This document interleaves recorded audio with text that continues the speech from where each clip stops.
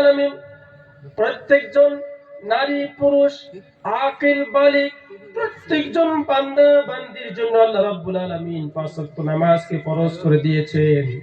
সেই পাঁচ ওয়াক্ত নামাজ সঠিকভাবে ওয়াক্ত মতো আদায় না করাটাই হলো আল্লাহর সঙ্গে নাফরমানি করা, অর্থাৎ আল্লাহর সঙ্গে জুলুম করতেছে।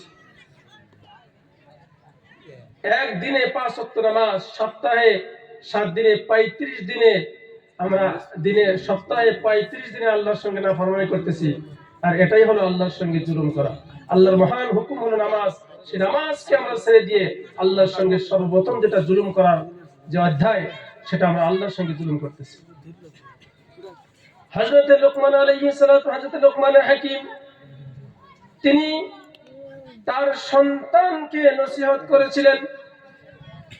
এত সুন্দর নসিহত হযরত লোকমান তার ছেলেকে করেছিলেন, আল্লাহর কাছে সেই নসিহত এমন পছন্দ হয়েছে, আল্লাহ রাব্বুল আলামিন হযরত লোকমান হাকিমের সেই নসিহতকে কোরআনে কারীমের মধ্যে নোট করে দিয়েছেন। হযরত লোকমান বলেছিলেন, ওয়াইদ ক্বালা লুকমানু লিবনিহি ওয়া হুয়া ইয়াইযুহু ইয়া বুনাইয়া লা তুশরিক বিল্লাহ